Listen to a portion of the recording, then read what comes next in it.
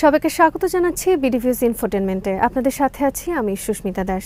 Ukraine যুদ্ধ সামরিক সংঘাত নিয়ে বিশ্বের মানুষের চিন্তাভাবনা বদলে দিয়েছে। ব্যালিস্টিক মিসাইল একসময় ছিল দুর্লভ, সর্বশেষ সতর্কতার অস্ত্র হিসেবে এটি ব্যবহার করা হতো। এখন যুদ্ধে অহরহই ব্যবহার করা হচ্ছে এই মিসাইল। রাজনৈতিক বার্তা দেয়া থেকে শুরু করে বৈশ্বিক সংঘাত সবখানেই এখন এই মিসাইলের উপস্থিতি। ইউক্রেন থেকে নিয়ে মধ্যপ্রাচ্য সবখানেই দূরপাল্লার নিখুঁত এই অস্ত্রের ব্যবহার হচ্ছে। যুদ্ধকে আরও বিপজ্জনক করে তুলেছে এই মিসাইল। পারমাণবিক অস্ত্র দিয়ে একসময় যে ভারসাম্য তৈরি করা হয়েছিল, এই ব্যালিস্টিক মিসাইল সেটাও তছনছ করে দিচ্ছে। বিস্তারিত থাকছে হায়দার সাইফের প্রতিবেদনে।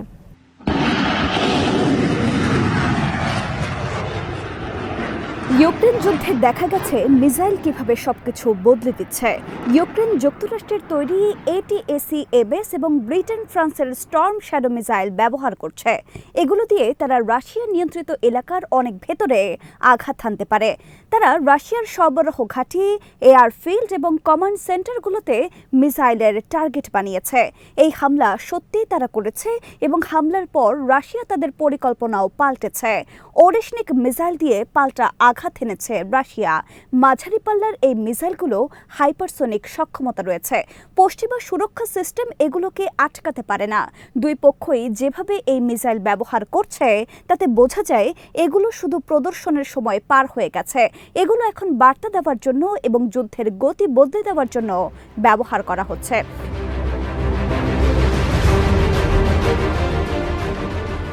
এই মিসাইলগুলো যথেষ্ট শক্তিশালী, কিন্তু সেটাই উদ্বেগের বড় কারণ নয়, বরং এগুলোর যে কাজ করার কথা সেটাই তারা করছে।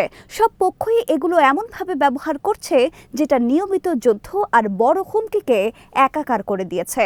কোনো ভূখণ্ডে হামলা করতে এবং পাল্টা হামলা ঠেকাতে শত্রুকে ভয় দেখানোর জন্য এই মিসাইল ব্যবহার করা হচ্ছে। এগুলো আতঙ্ক তৈরি করে। যুদ্ধের ফ্রন্টলাইন থেকে বহু দূরের শহরও আর নিরাপদ নয়। যেসব গুরুত্বপূর্ণ জায়গাগুলোকে একসময় সুরক্ষিত মনে করা হতো সেগুলো এখন ঝুঁকিতে পড়ে গেছে। এটা যুদ্ধকালীন সময়ে নিরাপত্তা নিয়ে মানুষের ধারণা বদলে দিয়েছে।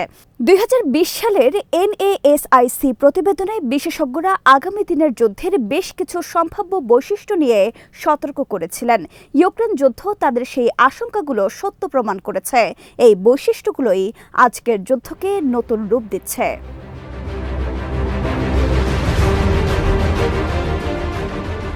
বিভিন্ন দেশ মাঝে মাঝেই মিসাইল ব্যবহার করছে। চরম পরিস্থিতির জন্য অপেক্ষা করছে না, শত্রুকে পিছিয়ে দিতে বা যুদ্ধে জেতার জন্য এগুলো ব্যবহার করা হচ্ছে।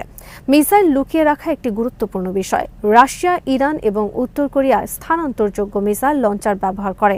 ভূগর্ভস্থ ঘাঁটি থেকে সেগুলো নিক্ষেপ করা হয়। অনেক সময় এমন ধরনের ট্রাক ব্যবহার করা হয় যেগুলো দেখতে সাধারণ ট্রাকের মতো। প্রতিপক্ষের জন্য এই ধরনের মিসাইল চিহ্নিত করে সেগুলো ঠেকানো কঠিন হয়ে যায়।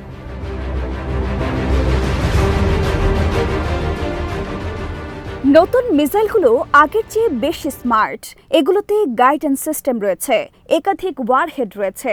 এগুলো জটিল পথ দিয়ে চলতে পারে এবং প্রতিপক্ষকে বিভ্রান্ত করার জন্য এগুলোতে ফাঁদ রয়েছে। এসব বৈশিষ্ট্যের কারণে থাড, পেট্রিয়ট বা আয়রন ডোমের মতো সুরক্ষা সিস্টেম দিয়েও এগুলোকে আটকানো যায় না। এই সুরক্ষা সিস্টেমগুলো তৈরি করা হয়েছে সাধারণ মিসাইলের জন্য।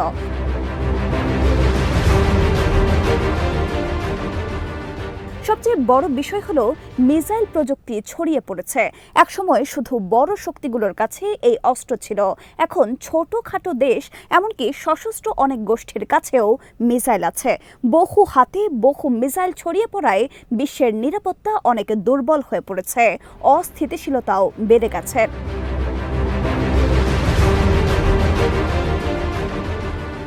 ইউক্রেন এখন যুদ্ধাঞ্চলের চেয়েও বড় হয়ে উঠেছে। ভবিষ্যৎ যুদ্ধের একটা মহড়া চলছে এখানে। আগামীতে যুদ্ধ হবে অনেক দ্রুত, দূরপাল্লার অস্ত্রের ব্যবহার বাড়বে, উচ্চ প্রযুক্তির অস্ত্র সেখানে প্রাধান্য পাবে। ইউক্রেন ATACMS এবং স্টর্ম শ্যাডো মিসাইল ব্যবহার করছে।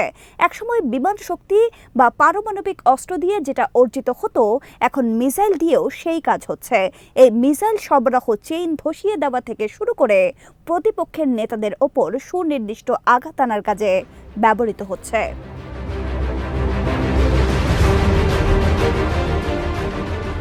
এই পরিবর্তন যুদ্ধ থামানোর ব্যাপারে আমাদের আগের ধারণা বদলে দিয়েছে। মানুষ মনে করত একমাত্র পারমাণবিক অস্ত্রই কেবল যুদ্ধে একটা সীমা টানতে পারে বা হামলা থামাতে পারে, কিন্তু মিসাইল সেই ধারণা বদলে দিয়েছে।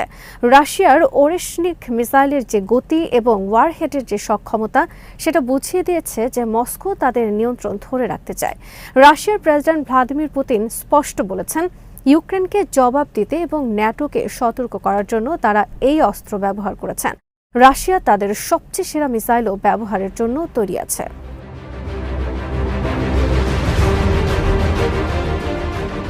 মধ্যপ্রাচ্যে ইরান হিজবুল্লাহ এবং হুথিদের মতো গ্রুপগুলোকে সাহায্য করে আসছে।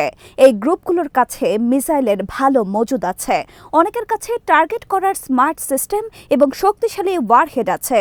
ইসরায়েল এবং উপসাগরীয় দেশগুলোর প্রতিরক্ষা ব্যবস্থাকে তারা চ্যালেঞ্জ ছুড়ে দিয়েছে। 2023 সালে গাজা ও লেবানন থেকে ইসরায়েলে যে মিসাইল হামলা হয়েছিল, তখন আয়রন ডোমের সক্ষমতার একটা পরীক্ষা হয়ে গেছে।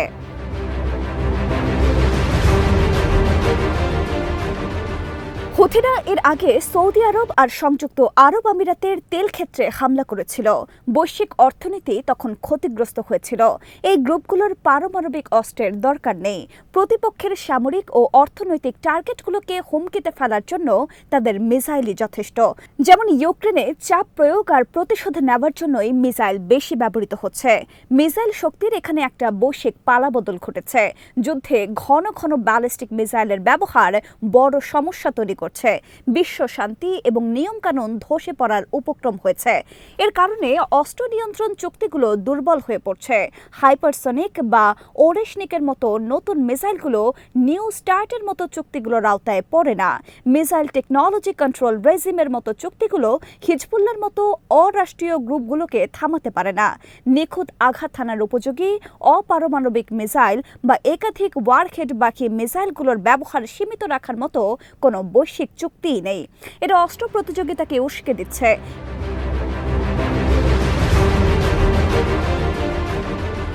ইউক্রেন যুদ্ধের তীব্রতা বাড়ার পর পোল্যান্ড, ফিনল্যান্ড এবং জাপানের মতো দেশগুলো আরও মিসাইল কিনেছে বা নির্মাণ করেছে।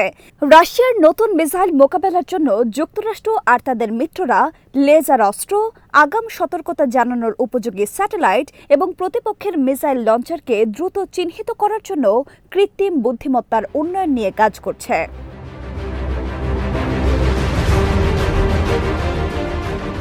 ভুল হওয়ার ঝুঁকি বেড়ে গেছে। প্রতিটি মিসাইলের আঘাতকে অনেক বড় ধরনের হুমকি মনে হয়।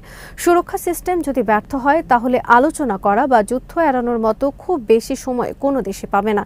ইউক্রেন, ইসরায়েল বা যে কোনো গ্রুপের একটি মাত্র মিসাইল আঘাতকে বড় ধরনের হামলা মনে করতে পারে তাদের প্রতিপক্ষ। এই বাস্তবতায় যে কোনো দুর্ঘটনা বড় ধরনের যুদ্ধ উস্কে দিতে পারে।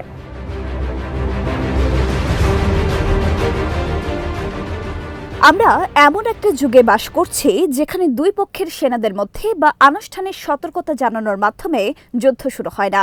বহু দূর থেকে মিসাইল নিক্ষেপের মাধ্যমে এখন যুদ্ধ শুরু হয়। ইউক্রেনে দেখা গেছে বোমারু বিমান বা পারমাণবিক অস্ত্র দিয়ে একসময় যে লক্ষ্য অর্জিত হতো, এখন নিখুঁত সক্ষমতার মিসাইল দিয়েই সেটা অর্জিত হচ্ছে। এগুলো যুদ্ধের গতি বদলে দিচ্ছে। ওরেশনিক মিসাইল শুধু ইউক্রেনে নিক্ষেপ করেনি রাশিয়া, এটা দিয়ে তারা ইউরোপ, যুক্তরাষ্ট্র ও অন্যদেরকে বার্তা দিয়েছে।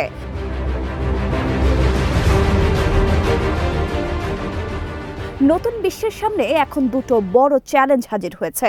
প্রথমত, বিশ্বের নেতাদেরকে অবশ্যই নতুন করে ভাবতে হবে বিপর্যয় এড়ানোর জন্য কিভাবে এই অস্ত্রগুলোকে চিহ্নিত করা যায় এবং নিয়ন্ত্রণ করা যায়, তাদেরকে আলোচনায় বসতে হবে। দ্বিতীয়ত, সুরক্ষা ব্যবস্থাকে আরও উন্নত করতে হবে। শুধু বড় মিসাইল হামলা ঠেকালেই চলবে না, বরং বিদ্যুৎ প্ল্যান্ট, যোগাযোগ বা কমান্ড সেন্টারের মতো টার্গেটে হামলা হলে সেটা ঠেকানোর মতো সুরক্ষা সিস্টেম তৈরি করতে হবে।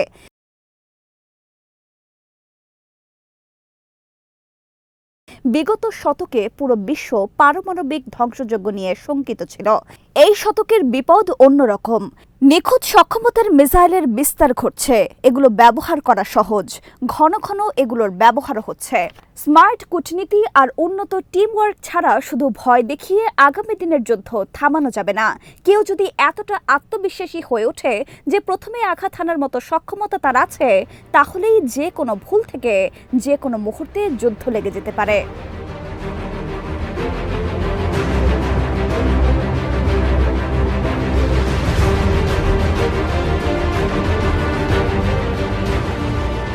আজ এখানেই শেষ করছি। সমরাস্ত্র প্রতিরক্ষা কূটনীতির নানা তথ্য জানতে চোখ রাখুন বিডিভিউজ ইনফোটেনমেন্টে। চ্যানেলটি ভালো লাগলে সাবস্ক্রাইব করুন, সংযুক্ত থাকুন আমাদের ফেসবুক পেজে।